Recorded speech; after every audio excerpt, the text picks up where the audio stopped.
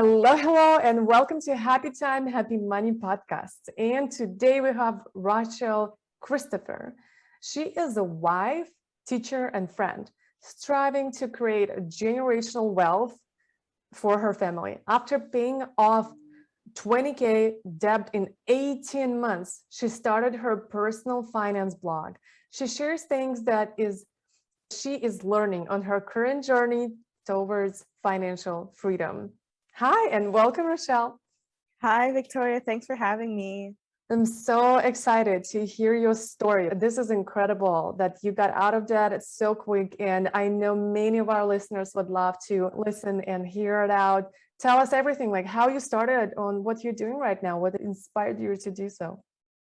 Yes. So, about a year after I had gotten married, we had accumulated a little bit of consumer debt. So, like credit cards, line of credits, etc.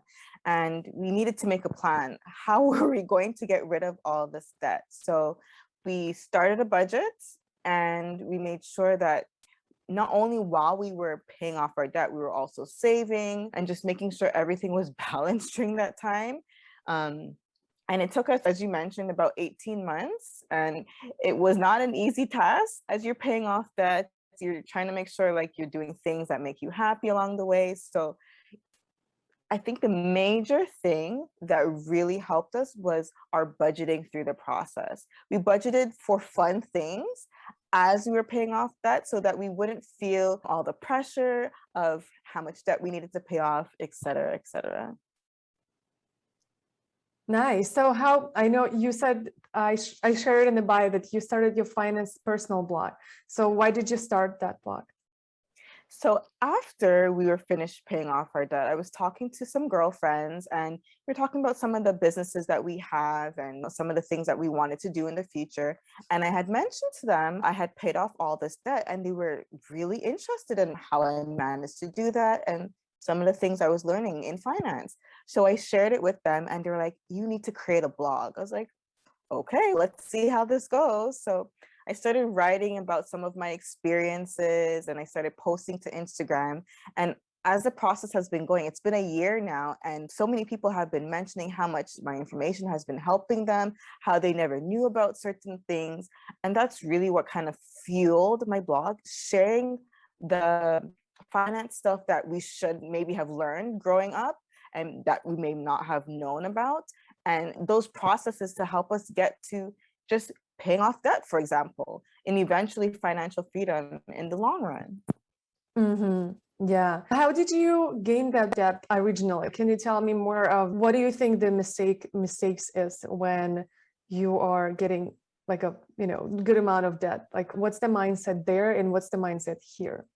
Yeah. So while we were racking up this debt, it's almost like we were ignoring the fact that we had the debt. We were making these purchases that we told ourselves that we needed at the time. And then over time, we realized, oh, maybe we shouldn't have bought that thing or bought that thing when we did. We probably should have saved instead. And oftentimes, a lot of the debt that we get into is we either buying things we don't need at the time or we're not saving for those things. Oftentimes we can avoid that if we just put money aside, schedule what it is that we want to buy. For example, I'll give you an example. So last year around this time, I bought a new phone. It was my gift to myself after getting through my year of teaching online. And so what I did is every month I put a little bit of money aside so that when I bought the phone, I didn't have to use my credit card to get into debt to buy the phone. I could buy the phone out and just be happy with that new phone and not have to worry about. So oftentimes like that is the mindset that ends up happening. We think that we need that item right away when if we plan for it, we can still get it, but also avoid that at the same time. Okay, so I'm hearing it's like emotional maturity in terms of your purchases. Exactly. Yes, that's exactly it. So how did you pay off your debt?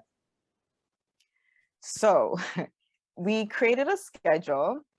First, we looked at how much we had, how much we could afford to pay each month. Because based on our income, we wanted to make sure that while we were paying off our debt, we could, still buy groceries, still save a little bit, and still go out with friends if we had to. We really stuck to our budget And whenever we came into any extra income, we would put lump sums towards our debt as well. And that really made a big difference as we were paying it off.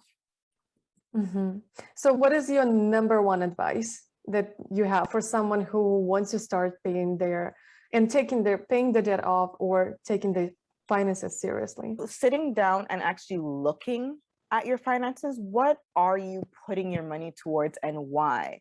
Oftentimes, as you mentioned earlier, there's emotions behind how we spend. So sitting down thinking about, why did I want to buy that item? Was it something that I needed? Was it something that an influencer maybe was talking about? Was it I was feeling some emotion happened and I felt this is the time when I needed to buy it. Thinking about those things, because there's often patterns in our spending. I was speaking to a client recently about some of the patterns that they've noticed as they were growing up and that they do now. And they mentioned that, yeah, I bought this thing because I was not having a good day. So understanding how you spend your money and why will actually allow you to make the changes you need to, and then start putting things in place so that you can avoid some of those patterns. Awesome. Thank you so much. Thank you so much for sharing. And the last question I have, it's a more of a filling the blank. So filling this for me. If you really knew me, you will know that I am blank. I am passionate about helping people. And that is just like anything.